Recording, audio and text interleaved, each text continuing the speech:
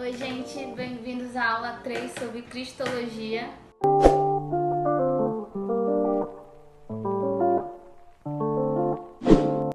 Como a gente já falou no início, na primeira aula a gente falou sobre o tempo do silêncio de Deus, sobre a humanidade de Cristo, a segunda aula.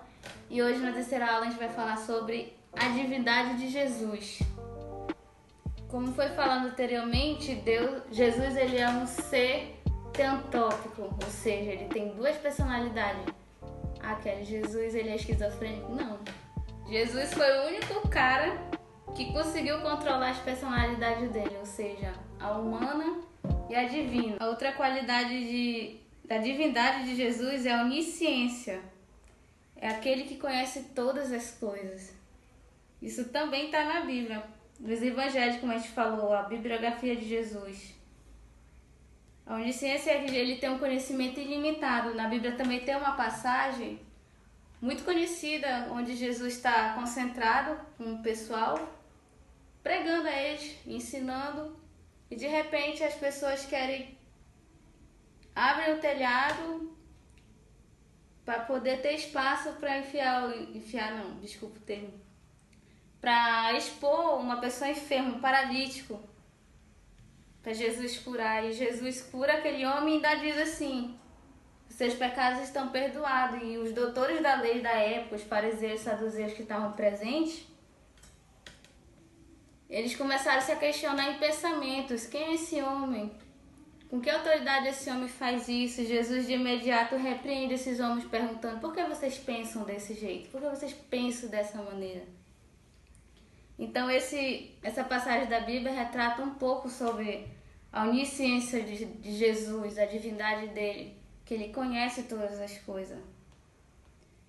E a outra característica de Jesus é a onipresença. Como assim onipresença? Jesus estava em todos os lugares como Deus, mesmo sendo humano. Sendo humano, ele era limitado a espaço e tempo. Ele precisava viajar, ele precisava caminhar, ele sentia fome, sentia cansaço. Mas como divino, após a ressurreição, ele fala também que estará conosco em todos os dias, em todos os tempos. Ou seja, isso demonstra a onipresença do Senhor, que é real. Aquilo que a gente sente no culto, no momento íntimo com Deus no secreto, aquela emoção, aquela sensação, aquele calorzinho, isso é um sinal evidente da onipresença de Jesus. E a imortalidade, porque lá em Apocalipse fala que Jesus ele é aquele que era, o que é e o que há de vir. Ou seja, Jesus ele é atemporal, ele é Deus também. Esse é um atributo que a Bíblia relata sobre a sua divindade. Continuando, ainda a respeito sobre a divindade de Jesus, como ele teve uma vida humana normal, Jesus cresceu, estudou, conviveu, teve uma profissão. A Bíblia traz um relato muito interessante sobre como a divindade, como Jesus apresentou a sua divindade. Se vocês quiserem acompanhar na Bíblia, está lá no livro de João, capítulo 2, versículo 11, onde Jesus revelou a sua natureza divina ao transformar a água e o vinho. Jesus foi convidado a um casamento. Lá ele estava junto com os seus discípulos, que ele já tinha escolhido, os 12 discípulos, mais a sua mãe, a sua família, e de repente o vinho acaba. E ele pede para que os servos lá do local da festa enchessem os tambores de água e tampassem. E a mãe dele disse assim: obedeçam a ele, tudo que ele pedir, façam. Então, nesse momento, a Bíblia retrata que Jesus evidenciou a sua divindade nesse momento, onde ele é o início do seu ministério. Como a gente falou ainda lá no Evangelho de João, João retrata toda a vida de Jesus, do início do ministério dele, desde o batismo até a morte e ressurreição. Então, nesse momento que Jesus opera o seu primeiro milagre, transformando a água em vinho, é onde ele demonstra a sua divindade a todos.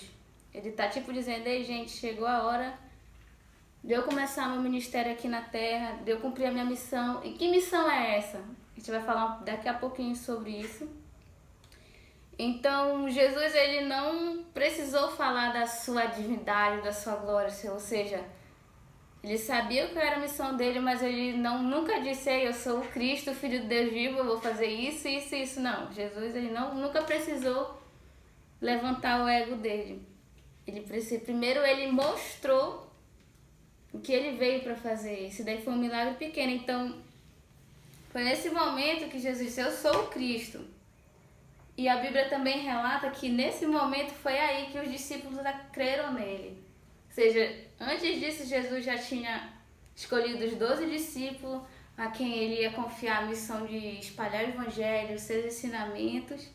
E eles não acreditavam em Jesus.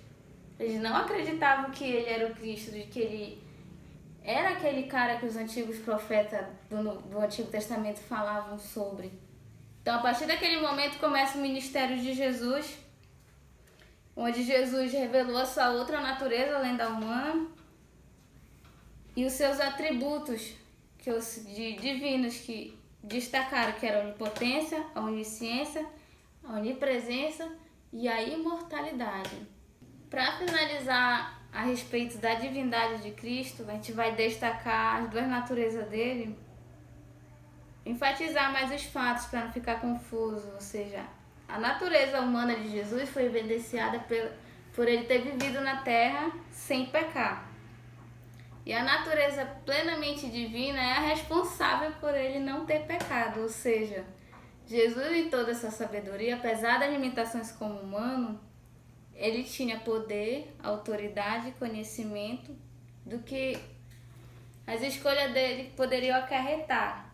E isso faz dele o nosso exemplo perfeito de vida. Jesus, enquanto vida, ele se transformou no nosso manual de instrução. Ou seja, nenhuma das duas naturezas dele anulou uma outra. Ele foi tanto humano quanto divino sem problema nenhum. Ele passou por essa fase demonstrando mais uma vez que ele era o cara, que ele era todo poderoso e que sim, a gente deve se espelhar nele, que o caminho dele, os ensinamentos dele nos conduzirá à salvação, que foi a missão dele, que a gente vai falar na próxima aula.